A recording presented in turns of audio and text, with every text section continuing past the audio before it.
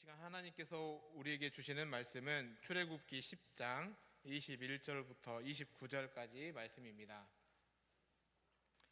구약 97면에 있는 출애굽기 10장 21절부터 29절까지 말씀입니다.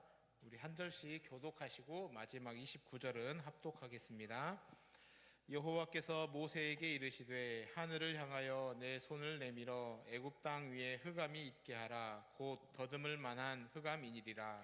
모세가 하늘을 향하여 손을 내밀매 캄캄한 흑암이 3일 동안 애굽 온 땅에 있어서 그동안은 사람들이 서로 볼 수 없으며 자기 처소에서 일어나는 자가 없으되 온 이스라엘 자손들이 거주하는 곳에는 빛이 있었더라.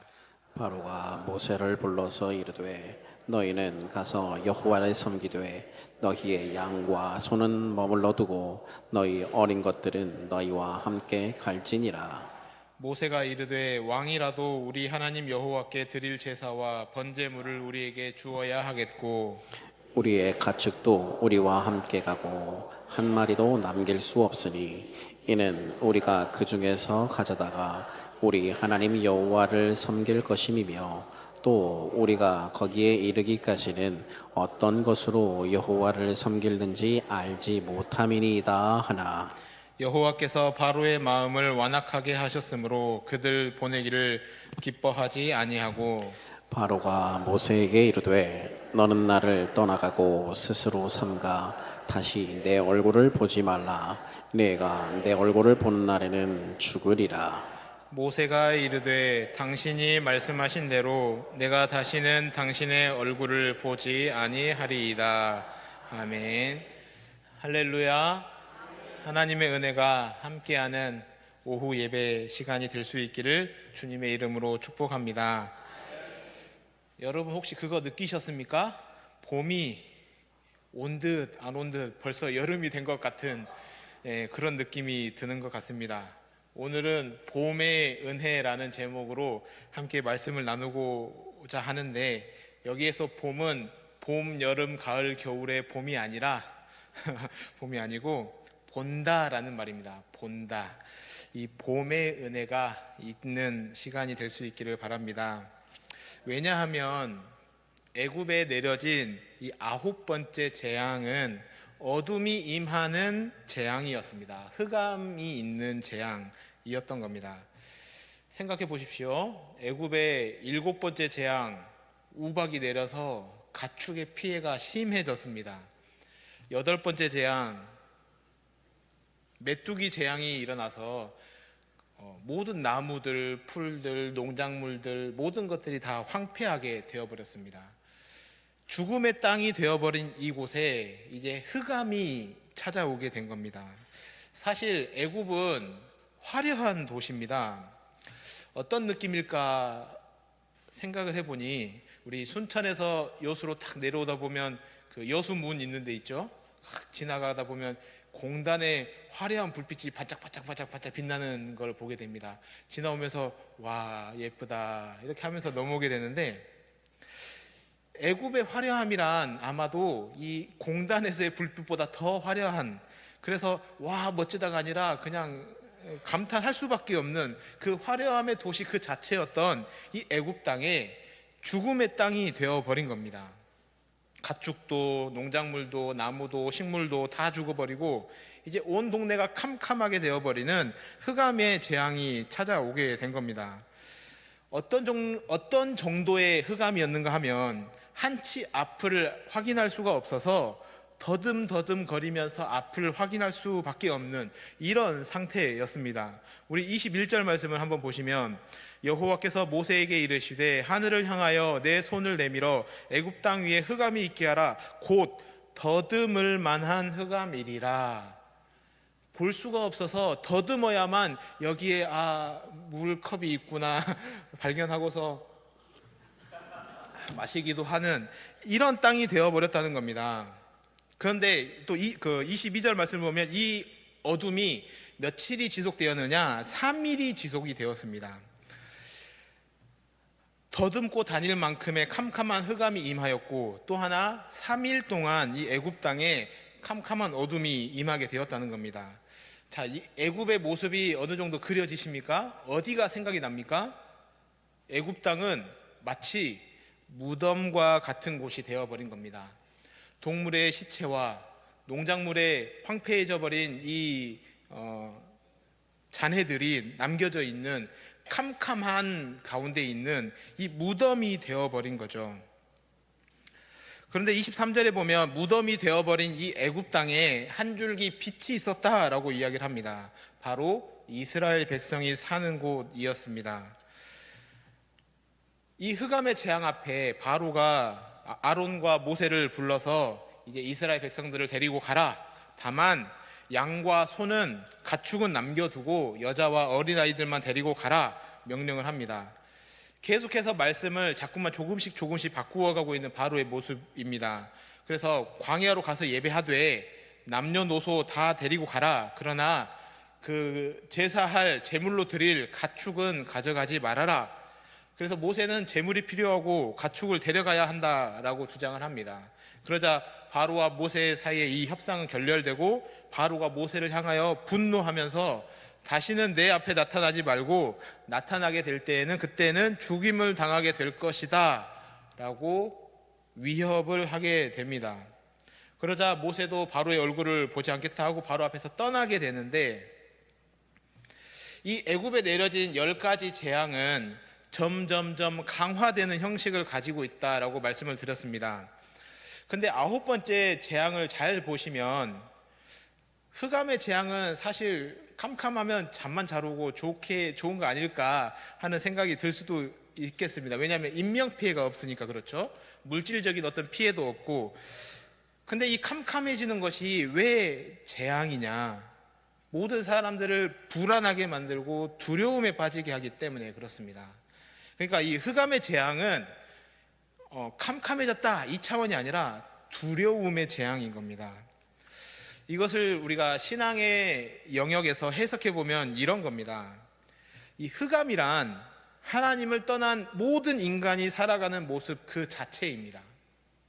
하나님을 떠난 인간, 오늘 우리는 어느 시대보다 밝은 시대를 살아갑니다. 지금 낮에도 이렇게 조명을 틀어놓고 밤에도 조명을 틀어놓고, 그래서 화려한 시대를 살아가는데, 환한 시대를 살아가는데 어쩌면 신앙의 영역에서는 화려함과는 반대로 반비례적으로 그려지는 경우가 많습니다.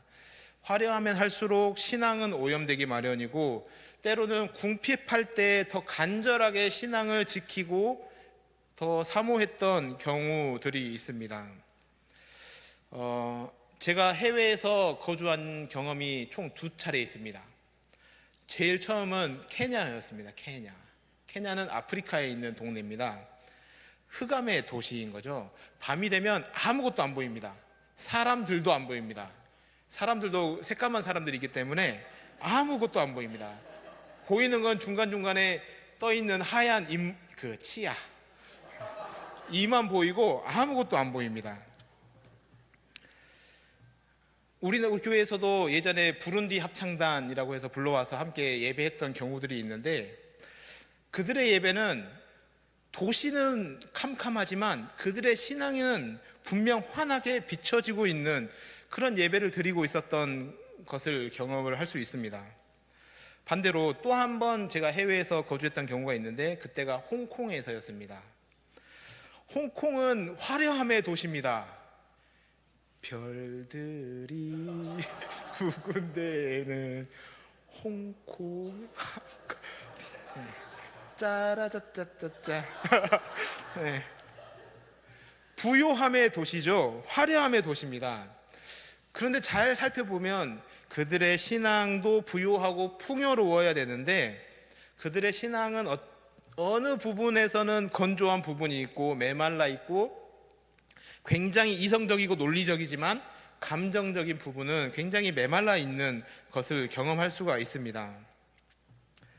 이 세상의 화려함에 취하여 살아갈 수밖에 없는 환경이 홍콩이었다라는 거죠. 이게 이제 또 오해하면 안 되는 게, 홍콩에 있는 교회들은 그럼 다 잘못된 거냐? 그게 아니라 홍콩에서도 하나님의 나라를 소망하며 세상을 등지고 하나님에 취하여 살아가는 사람들이 있는데, 그게 드물다는 겁니다.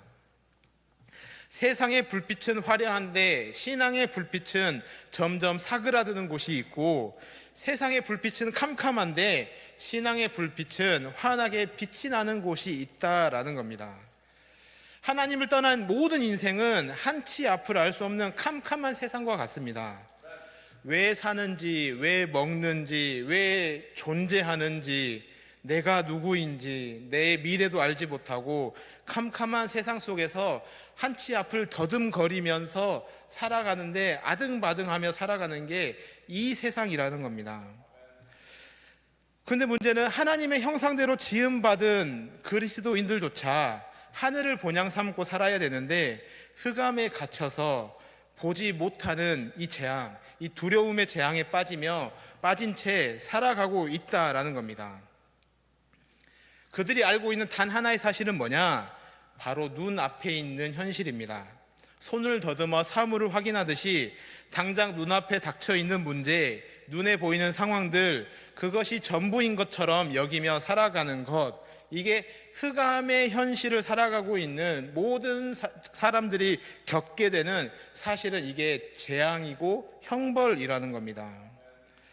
그런데 놀랍게도 흑암이 되어버린 이 애굽 땅에 이스라엘 백성들이 사는 곳에는 빛이 있었다라는 거죠. 이 시대에도 예수 그리스도를 믿고 그 안에 거하는 자들은 비록 흑암의 재앙 가운데 살아갈지라도 그곳에서 벗어나 빛 가운데 사는 은혜와 구원을 누리며 살아갈 수 있음을 우리에게 말씀하고 있습니다. 왜냐하면 예수님은 이 땅에, 흑암의 세상에 빛으로 오셨기 때문에 그렇습니다. 그래서 예수 그리스도를 영접하는 자는 세상의 빛이 되는 겁니다. 그래서 흑암의 세상을 살아가지만 보는 삶, 봄의 은혜를 누리며 살아갈 수 있게 되는 겁니다. 거기에 더하여 또 다른 보지 못하는 자들에게도 하나님의 나라를 함께 보여주고 그 나라를 비춰주는 그런 삶을 살아가게 되기 때문에 그렇습니다. 에베소서 5장 8절 말씀을 보면 너희가 전에는 어둠이더니 이제는 빛이라 외치고 있습니다. 우리 모든 성도들은 이제 빛이신 예수 그리스도를 모시면서 빛의 존재로 살아가게 되는 겁니다. 그래서 우리는 내가 누군지를 알고, 하나님을 알고, 또 나의 모습을 알고, 내가 어디서 왔고 어디로 가야 할지, 이 눈에 보이는 이 세상 역사 속에 하나님의 역사가 어떻게 펼쳐지는지, 하나님의 선하신 뜻이 무엇인지, 하나님의 섭리를 깨닫고 그것들을 바라보면서 살아가게 되는 겁니다. 그래서 사도 바울은 예수 그리스도를 믿을 때 우리가 흑암의 나라에서 빛의 나라로 옮김을 받았다라고 말하고 있습니다. 이렇게 이 땅에 살아가지만 하나님의 나라를 보고 그 나라를 누리고 삶을 사는 자들을 성경은 뭐라고 표현하느냐? 영생의 삶을 산다라고 표현을 하는 겁니다. 그래서 영생의 삶을 살아가는 자들에게 가장 중요한 것은 보는 것입니다. 눈이 밝아져 보아야 되는 거죠. 예수님께서 영생이란 유일하신 참 하나님과 그가 보내신 예수 그리스도를 아는 것이다 라고 말씀을 했는데, 이것을 다른 말로 표현하면 예수 그리스도를 보는 것이다 라고 말할 수 있습니다. 영생의 삶을 살아가는 자는 이제 눈이 밝아져 빛 가운데 거하며 봄의 은혜를 누리며 말씀이 그의 발에 등이 되고 그의 길에 빛이 되어 눈앞에 있는 것을 보는 것이 아니라 멀리 보며 살아가게 되는 겁니다. 그러나 예수 그리스도를 영접치 않고 거절한 사람들, 그 안에 예수 그리스도가 없는 자, 육신으로 사는 자들은 여전히 흑암 속에서 살면서 손을 더듬거리며 당장 눈앞의 일, 눈에 보이는 것, 이것이 전부인 줄 알고 세상을 어둠 가운데서 살아가는, 사실은 갇힌 자의 삶을 살아갈 수밖에 없게 되는 겁니다. 그래서 성경을 보시면 이런 표현들이 많이 나옵니다. 보게 되었다, 본다. 예레미야도 하나님과의 깊은 교제를 통해서 암울한 그때 당시의 상황 속에서 하나님의 뜻을 발견하는데, 그래서 이런 표현, 그래서 내가 본즉 그래서 내가 본즉 하면서 하나님의 말씀을 전하게 됩니다. 사도 요한도 밤모섬에서 기도하며 당시에 기독교인들이 박해받는 이런 암울한 상황에 그 영혼이 하나님께로 이끌려 이 땅의 현실을 보지만 하나님께서 보여주시는 그 새로운 상황으로 해석이 되게 되는데, 그때 사도 요한이 눈이 열려 지금 경험하고 있는 이런 박해의 상황, 고난의 상황을 새롭게 해석하게 되는데, 그 말씀이 이제 요한계시록의 말씀입니다. 그래서 성경은 눈이 열리어 보게 되는 오늘이라는 시간이 새 날입니다. 눈이 열리게 되어 보게 되는 이 땅이 새 땅인 거고요. 눈이 열리게 되어 하나님의 신앙의 세계를 얘기하면 이제 그게 새 하늘이 되는 겁니다. 우리가 새 하늘과 새 땅 하면 신천지만 생각할 것이 아니라 종말에 완성될 하나님의 나라를 생각할 것이 아니라 이제 눈이 열려 흑암의 재앙 속에 살아가는 우리가 매일매일 봄의 은혜를 가지며 새로운 인생, 새 날, 새 땅, 새 하늘을 이 시대에 누리며 살아가게 되는 것, 이게 성경이 말하는 구원입니다. 바라기는 여수광림교회 모든 목장들마다 이 땅이 흑암의 재앙에 있음을 다시 한번 바라보며 흑암의 재앙 가운데에서도 예수 그리스도를 믿고 영접한 그리스도인들로서 우리는 이 어둠의 땅에서 보는 자로 살 수 있기를, 그리하여 보지 못하여 더듬어 사는 자들에게 인생이 무엇인지, 구원이 무엇인지, 하나님의 선한 뜻이 어디에 있는지 이것을 비추고 드러내는 빛이 되는 자로서 살아갈 수 있기를 기도하며, 한 주간도 봄은 다 갔지만 봄의 은혜가 충만한 삶을 살아가는 우리 모두가 될 수 있기를 주님의 이름으로 축복합니다. 함께 기도하겠습니다. 사랑과 은혜가 풍성하신 하나님 아버지, 오늘 또 우리를 예배의 자리로 불러주시고 말씀 가운데 은혜 베풀어 주시니 감사합니다. 흑암 가운데 살아가던 우리를 빛 되신 예수 그리스도 안에서 불러주시고 보지 못하던 우리의 눈을 열어주셔서 하나님을 알고 진리를 알고 인생의 목적을 바라보게 하시니 감사드립니다. 주님, 세상은 점점 더 화려해지지만 우리의 영혼은 쉽게 어두워지고 메말라질 수 있음을 고백합니다. 눈에 보이는 것만 따라 살아가며 당장 눈앞의 문제와 현실만 붙들고 살아갔던 우리의 모습을 용서하여 주시옵소서. 우리 안에 다시 영적인 빛을 비추어 주셔서 말씀으로 세상을 바라보게 하시고 믿음으로 현실을 해석하게 하시며 하나님의 선하신 뜻과 섭리를 보는 눈을 허락하여 주시옵소서. 빛 되신 예수님 안에 거함으로 우리 또한 세상의 빛으로 살아가게 하시고 흑암 가운데 더듬어 살아가는 영혼들에게 복음의 빛을 비추는 삶이 되게 하여 주시옵소서. 여수 광림교회의 모든 목장과 가정 위에 은혜를 더하여 주시고 어디를 가든지 봄의 은혜, 영적으로 보는 은혜가 충만하게 하여 주시옵소서. 절망 속에서도 하나님의 일하심을 보게 하시고 문제 속에서도 소망을 보게 하시며 오늘의 삶 속에서도 하나님의 나라를 누리게 하여 주시옵소서. 한 주간도 말씀의 빛을 따라 살아가게 하시고 우리의 삶을 통하여 오직 예수 그리스도만 드러나게 하여 주시옵소서. 우리를 흑암에서 빛으로 불러주신 예수 그리스도의 이름으로 기도드립니다. 아멘.